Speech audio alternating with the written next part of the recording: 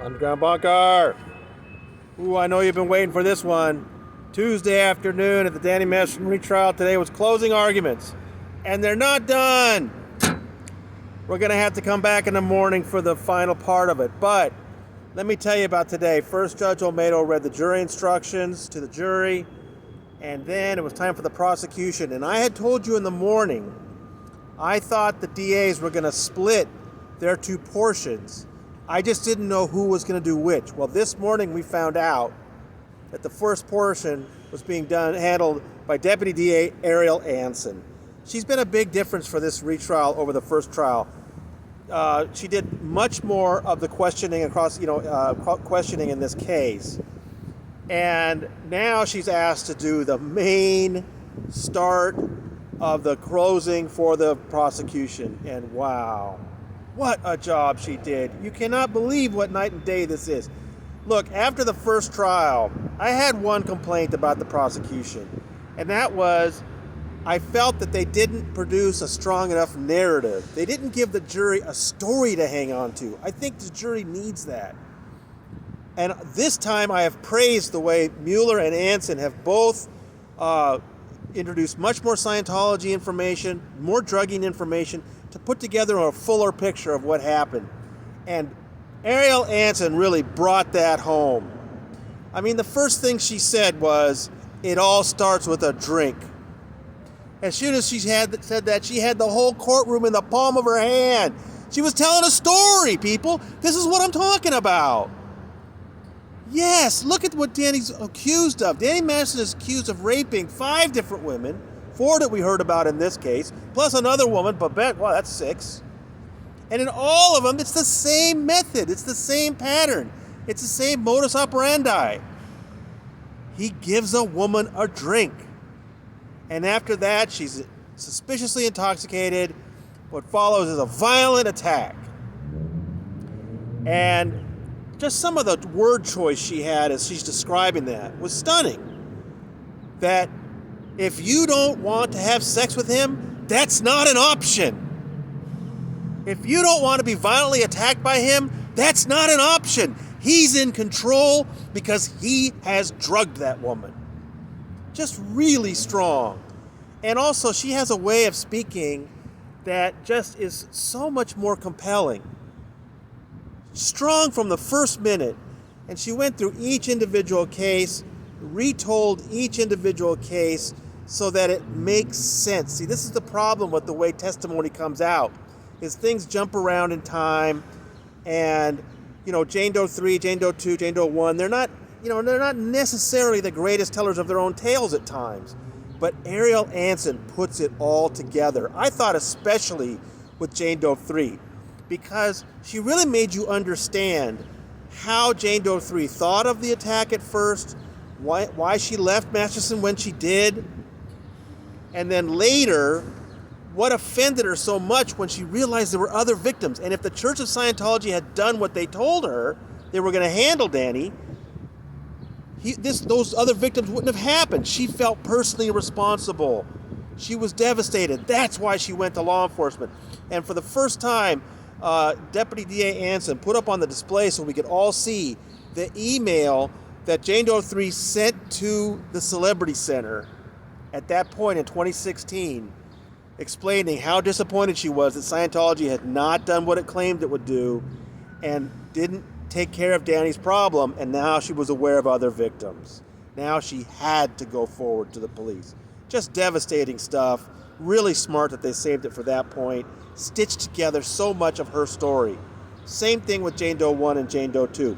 She told their stories from a sort of an above point of view, so you could see the lay of the land and understand why these women did what they did. So I just thought she did an absolutely terrific job. And then it was Cohen's turn. Now look, Cohen's good at his job, okay? The man then comes right back and he says he's really disappointed that the DAs are talking about little inconsistencies when really these are very important inconsistencies, and then he launches into them. It's the same ones we've heard over and over again. Jane Doe 1 and her photographs of her in her bikini. Don't show her 10 out of 10 in pain. Don't show her bruises. Jane Doe 2. She never said anything to her mother or her friends about being drugged. And that was an interesting point. I hadn't thought about that before. She never said anything about that. In each of these cases, he's trying to show you that there's another way of looking at them so that you can see them as changing stories to fit a narrative so that it will fit a certain legal definition to put Danny in prison.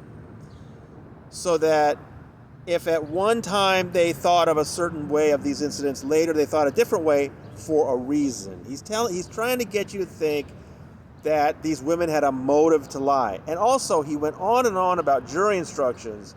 This particular jury instructions that if there are a couple of ways to look at something, and they're both reasonable.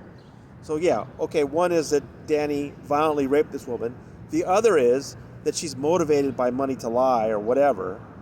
That if those are both reasonable, you have to adopt the one that suggests innocence. He kept hammering on this over and over again. And look, it worked last time, right? This approach worked last time where he's trying to pick out things with Jane Doe 3, again, with Jane Doe 3 over and over again, it's the fact that she came forward about the unconscious sodomy that's not charged in this case.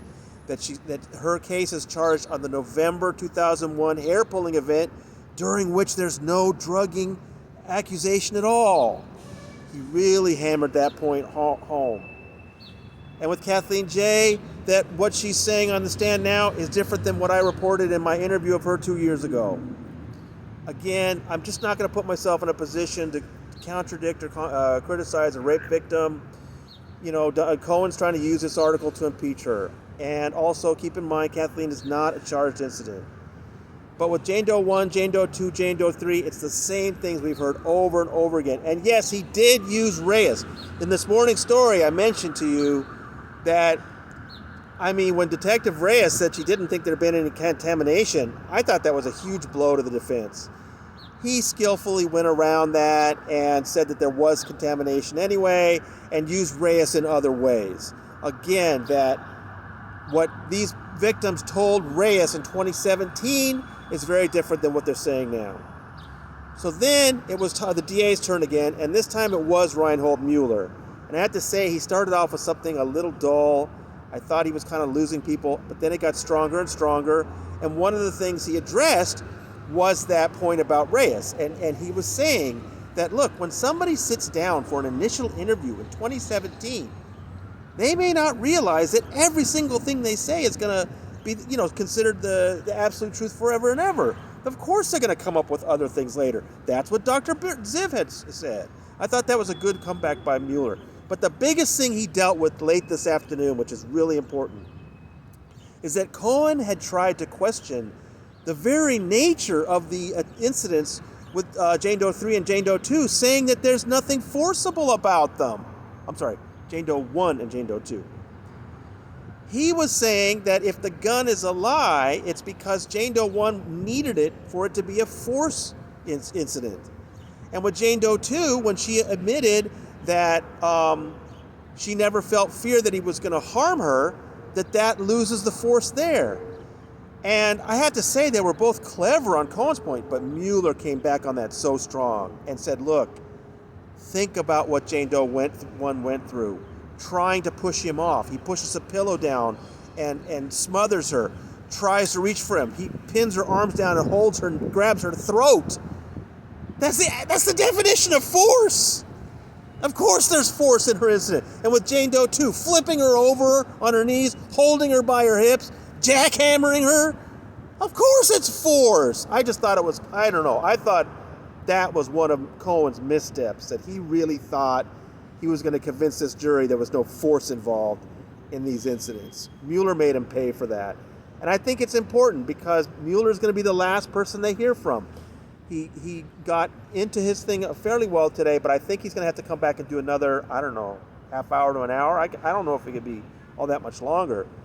And then the jury will have it. So, like I said, Mueller started out a little slow, but then he was really hitting Cohen's points hard. And remember, that's the last thing they're going to hear is the DA. So, I don't know, people. Anson was so strong. Cohen's clever. He comes back with things that make it look like these women have changed their stories, but now Mueller is knocking down his points one after the other. What does that leave us with? We really don't know. This jury will have this case tomorrow morning, and we will begin verdict watch then. I just want to thank you all for all the great responses. Oh, you know it's hard work, but I love doing it for you. From the Clara Shortridge Foltz Criminal Justice Center, this is your proprietor signing out.